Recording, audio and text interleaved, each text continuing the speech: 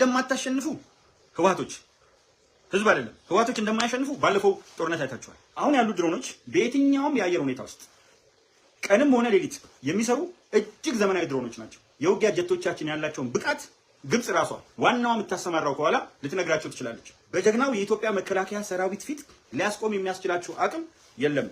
የህወሓቶች ዘዴ በ21ኛው ክፍለ ዘመን መስመር ሰርተ እንደ ጉንዳን የሮጥክ ልታሳየን ታስባለህ? ሩጫማ እነ ቀነኒሳ አሉ፣ እነ ደራርቱ ይሩጡት። እነዚህ የምታዩቸው ከባድ መሳሪያዎች፣ እነዚህ የምታዩቸው ጀቶች፣ የጦር ሄሊኮፕተሮች፣ እጅግ በጣም የተራቀቁ ድሮኖች እንዴ የልዩ ዘመቻዎች እዝ ብቻ እስከ ግብጽ ይገባል ቢፈልግ እስከ ካይሮ። ይሄ ማጋነን ምናምን አይደለም። ተው ተመከሩ። እምቢ አሉ። ስለ ሸረሪና ውጊያ በአይኑ አይቶ ስለነበር ይሄ የመከላከያ መኮንን ቦታው ላይ ስለነበር ሳላስፈቅደው ነው፣ ግን ምን ነገር የተነገረ ነገር ስለሆነ ነውና ያላደራጁት ሜካናይዝድ ብርጌድ፣ ያልያዙት የቡድንና የነፍስ ወከፍ መሳሪያ፣ ያልጠሩት ኃይል አልነበረም። በጥሞና ተመለከቷቸው። በዚህ በኩል ግን ተው የሚል ተደጋጋሚ ምክር ነበር። ከዛ የነሱ ፍላጎት በጣም ጠርምሶ መግባት፣ ከዛ በኋላ ሞራላቸውን ለመገንባት ነበር ያሰቡት። ከዛ ጀግናው መከላከያ ሰራዊታችን በእግር ፈጽሞ ሊያስቡት የማይችሉት እጅግ በጣም ከፍተኛ ርቀት ሄደው ታርጌታቸውን የሚመቱ ኢፌክቲቭ ከባድ መሳሪያዎች፣ የቡድን መሳሪያዎች፣ ጀት፣ ድሮን የተቀናጀ ጥቃት ፈጸሙና ይሄ ጥቃት መብረቃዊም ምናምን መብረቅ አንድ ቦታ ነው የሚወርደው። መብረቃዊ ጥቃት ሲባል ኦኬ የተቀበልነው ስለሆነ ምንም አይደለም። የማያቋርጡ ከነጎድጓዶች ውስጥ የሚወጡ በርካታ የሆኑ መብረቆች አመድ ይኖሩት የሸሸ እንዳያችሁት ውሃ ውስጥ ገብቶ ወንዝ ውስጥ ገብተዋል። ወንዝ ዋኝተው የማይወጡበት ወንዝ ውስጥ ገቡ። በጣም ከመደንገጣቸው የተነሳ እጅ ቢሰጡ ሶስፋይ። የሚገርመው ነገር የራፒድ ሰፖርት ፎርስ ሱዳን ውስጥ ከህፃን እስከ ሽማግሌ የትግራይ ልጆች ተሽጠው እየተዋጉ ተይዘዋል። እንደተለየ ነገር አላወራውም። ይሄን ደስ እያለኝ ደረቴን አሙቄ ልክ ከጠላት ጋር እንደተዋጋን አድርጌ አይደለም የምናገረው፣ ግን ያሳዝናል። ያን ትንሽ ልጅ አይታችሁታል። እነ በጭካኔ እነ ደብረጽዮን በዶላር የሸጡት ልጅ ትንሹ ልጅ፣ እንደገና አዛውንቱን ደግሞ አይታችኋል።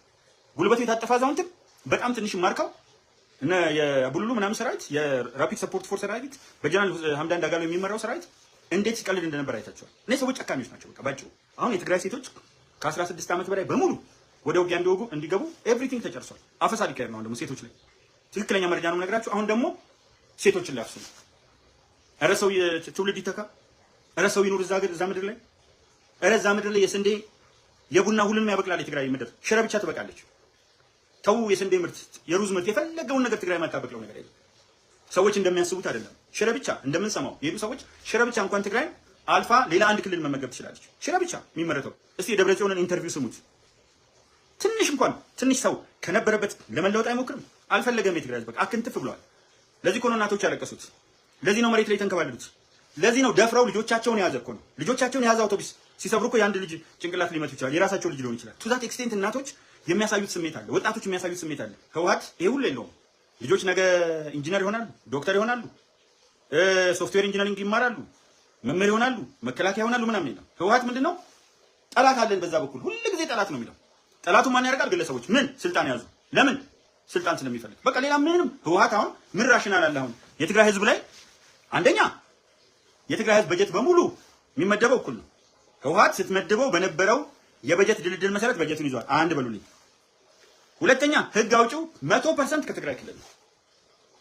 ህግ አስፈጻሚው 100% ከትግራይ ክልል ነው።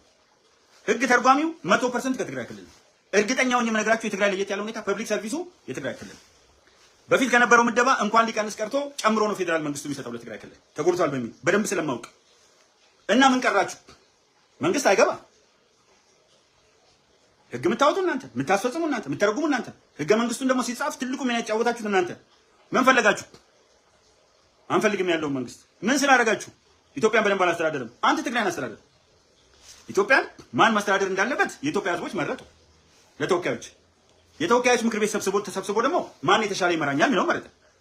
አንተ ለትግራይ ክልል መርተህ ከሌሎቹ ክልሎች የተሻለ ስንዴ፣ የተሻለ መንገድ፣ በአንተ ልክ የተሻለ መሰረተ ልማት፣ የተሻለ መልካም አስተዳደር፣ ከዝርፊያ የጸዳ መንግስት መስርት። የትግራይ ህልውና ከሌላው ክልል ህልውና ጋር ተመሳሳይ ያውና አንድ ነው። እኛ እኮ ኢትዮጵያውያን ነን። እኛ እኮ ወንድማማቾች ነን። እኛ እኮ የአባቶቻችንና የእናቶቻችን ልጆች ነን። ይሄ ሰዓት ላይ ውይይት አለ። ሀገራችን የተወያየች ነው። 8 ዋና ርዕሶች። በ8 ዋና ርዕሶች ስር በጣም በርካታ ርዕሶች አሉ። ዝም ብለን በገደምዳሜ ስንሰማ ውስጥ ያለው መንፈስ በአብዛኛውና በአመዛኙ የስምምነት መንፈስ ነው። የአንድነት መንፈስ ነው። የጋራ ፍኖተ ካርታ የማስቀመጥ ጉዞ ነው። እኔ አሁን ከአንዳንድ ሰዎች ጋር የምጣላው ምንድነው? ስለ እስልምና መልካም ነገር ሲነሳ ለምን ተነሳ? ስለ ገዳ ስርዓት መልካም ነገር ሲነሳ ለምን ተነሳ? ስለ አጼ ምኒልክ መልካም ነገር ሳነሳ ለምን ተነሳ? በዚህ በኩል ወይኔ መከራችን። ስለ አጼ ቴዎድሮስ መልካም ነገር ከተነሳ ከአባይ በስተደቡብ ያለው ለምን ተነሳ ይላል። ግድ የለም መልካሙን አትጎዳም። ለአእምሮ አሰስገሰስ ትርኪ ምርኪ ጥላቻ ከምታደርግ ጃፓን አባቴ ይሙት ይበልጣል። እግዚአብሔርን መሐላ ክልክል ነው እንጂ ጃፓን አሳምሮ በጭንቅላትም በቴክኖሎጂም አሳምሮ ይቦንሰናል። አንገናኝም። በስነ ምግባርም ይቅርታ ስነ ምግባር አልኩ፣ በምግባርም አንገናኝም። ጃፓኖች ግን ምንድነው የሚያደርጉት?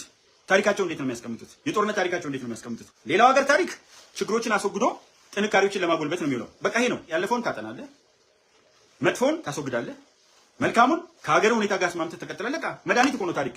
ስለዚህ እኛ ጋር እያንዳንዱ ትምህርት ተመዝነን ኤ ፕላስ ለማግኘት እንጂ የምንረባረበው ከኤ ፕላስ በስተጀርባ እናገኛለን። ለምሳሌ ሲቪክስ አለ።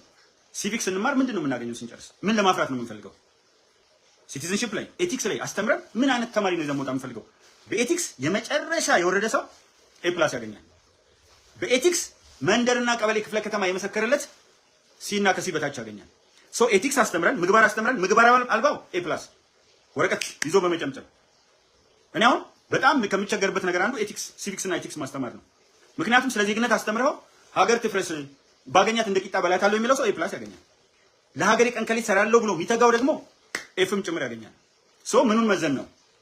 አንዳንዴ የትምህርታችን የምዘናችን እንትን ብዙ ነገሮችን አሰስ ለማድረግ ስለማይፈቅድ በአንድ ክላስ ያለው ተማሪ ብዙ ክላስ ስለምትገባ ተማሪዎችን ስለማታውቅ ምናምን ካልሆነ ታሪክ አስተምረው ሲጨርስ ስለ አፄ ቴዎድሮስ አውርተለት ጉራምባ አሸነፉ፣ ጉርጉራ ቢሸን አሸነፉ፣ አይሻል አሸነፉ፣ ደረስጌ አሸነፉ፣ መጡ፣ ተዋጉ፣ ወሎ ላይ ምናምን ብለህ በቃ ምን አይነት አስተማሪ ነው ተብለህ ትወጣለህ። ተማሪው ግን ምን ያገኘው ከዛ ውስጥ? አሁን ውጊያውን ነው አይታችሁ ከሆነ አፄ ቴዎድሮስ የሰሯቸውን 30 መድፎች የለም። ከጠዋት እስከ ማታ መንገድ ስራ ላይ ቆመው ያሰሩት ምግብ ሳይበሉ የለም። የባህር ኃይል ፕላናቸው የለም። ተማሪዎችን ወደ ውጪ ልከው ለማስተማር የነበራቸው ፍላጎት የለም። እንዴት አድርገው የኢትዮጵያን አንጥረኞች ከውጪዎቹ ጋር እያይዘው $1000 ለእያንዳንዱ በነፍስ ወከፍ እንደከፈሉ የለም። አያውቅም ተማሪ። ሂስትሪም ተመርቆ አያውቅም። ቱ ቢ ፍራንክ ኤንድ ሆነስት የለማ እዚህ የትምህርት ስርዓት ውስጥ አፄ ቴዎድሮስ ከጠዋት ተነስተው እስከ ማታ የመንገድ ስራ ሰሩ። የመንገድ ስራው ከደብረ ታቦር ጎጃም፣ ከደብረ ታቦር መቅደላ፣ ከደብረ ታቦር እንደዚህ ጎንደር የሚል የለም። ስለዚህ ልጆቹ ስለ መንገድ ስራ 2 ቄስ 3 ዲያቆን ይበቃል ብለው የቤተ ክርስቲያን መሬት ወሰዱ። ከዛ ካህናት ተነሱባቸው። ውጊያውን እንጂ የሚያሳይ የግጭቱን ፓርቲ እንጂ የሚያሳይ የአፄ ቴዎድሮስን ከፍተኛ የሆነ አበርክቶና አስተዋጽኦ አያስተምርም። ከአፄ ቴዎድሮስ ጥንካሬ ምን ወሰድክ አይባልም። ከአፄ ቴዎድሮስ ድክመት ምን ወሰድክ አይባልም። አፄ ቴዎድሮስ የት ሞቱ? መቅደላ። አንዳንዱ ይመጣና አይ ወርቂት ናት የገደለችው፣ አንዱ ራሱ ነው ቴዎድሮስን የገደለው ብሎ በግድያው ሲቹዌሽን ላይ ይወያያል።